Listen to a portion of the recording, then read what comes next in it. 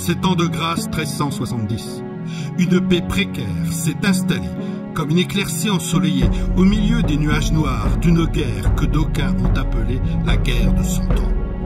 Jean de Montfort, duc de Bretagne, a signé un traité d'alliance avec l'Angleterre.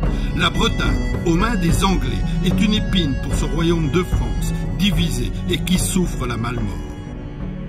Tiffauges, place forte de la vicomté de Thouars et du comté du Poitou, est sous la domination anglaise, depuis que Peyronel, son frère et leur père ont prêté hommage, voilà 9 années franches, au sénéchal du Poitou, John Chandos, le représentant du roi d'Angleterre.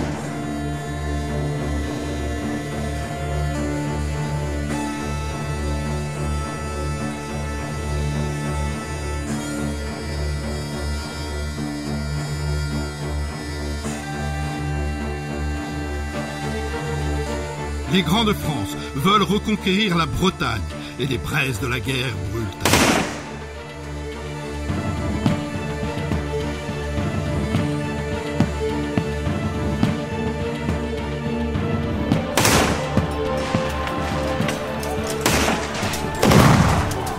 Mais le pays est exsangue, les caisses sont vides, la guerre est onéreuse.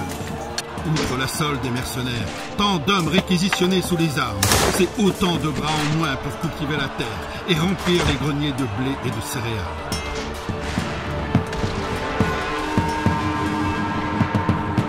Les belligérants doivent trouver de bonnes monnaies sonnantes et trébuchantes pour entretenir leurs armées et préparer les batailles à venir.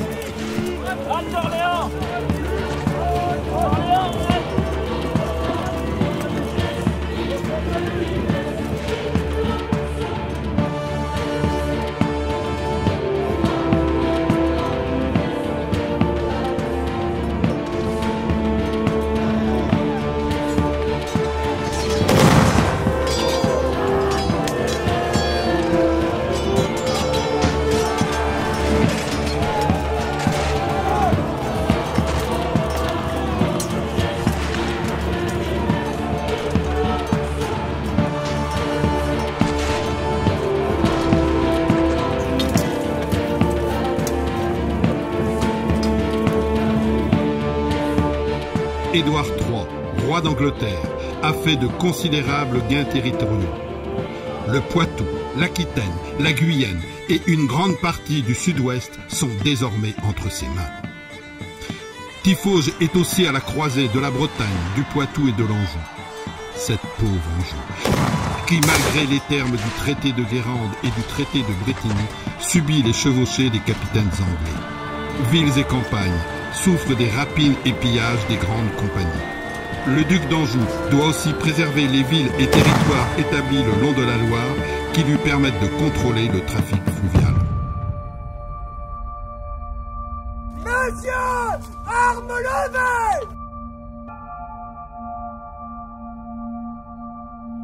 Buvons un coup, buvons en deux, à la santé des amoureux, à la santé du roi de France, et mère pour le roi d'Angleterre qui nous a déclaré la guerre. Lorraine! Lorraine! Lorraine! Lorraine!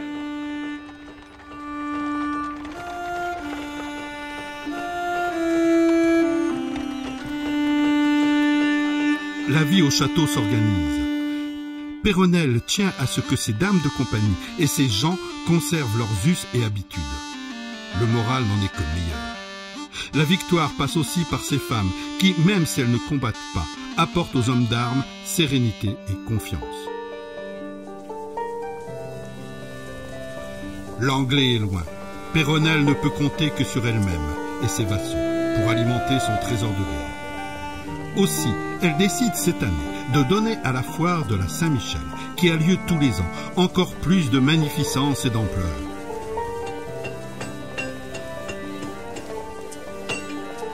Quoi de plus rentable qu'une foire où se retrouvent commerçants, artisans et chalands, qu'une foire où le seigneur du château percevra droits d'octroi, taxes et impôts afférents.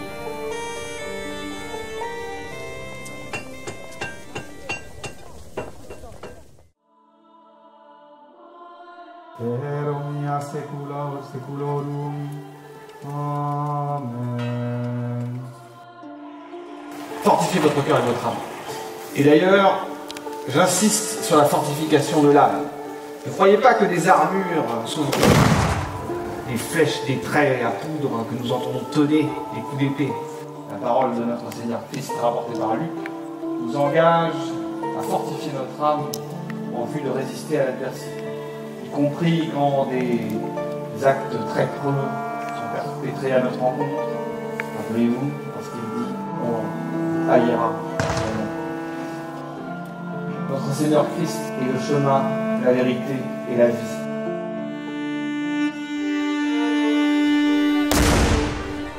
Tavernes et auberges accueillent voyageurs et artisans. Vin, cidre et bière coulent à flot. La chair est bonne et abondante.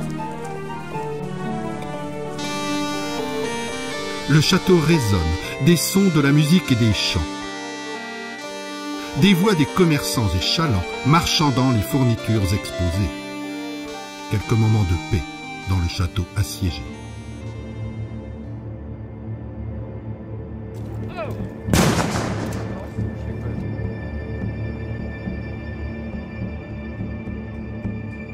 Voilà de quoi largement courroucer le duc d'Anjou.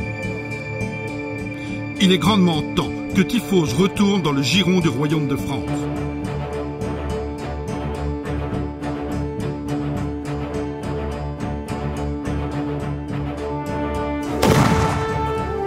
Tel César franchissant le Rubicon, Louis Ier d'Anjou, à la tête de son armée, a aujourd'hui franchi la Sèvre, frontière entre l'Anjou et le Poitou.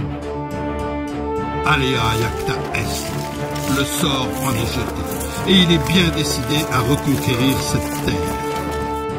Il est accompagné de plusieurs membres de la parentèle du roi, le duc d'Orléans, le duc de Bourbon, venus avec leurs vassaux, tous vaillants chevaliers. Piquets, Vougiers, archers, mercenaires des Flandres et d'Italie renforcent l'ost du Cap.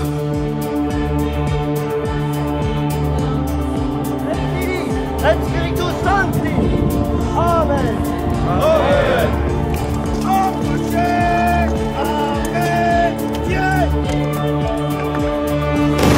Dieu miséricordieux, pour la sauvegarde des gens de ce château, faites que la vicomtesse de Thouars entende raison et nous remette les clés de la forteresse.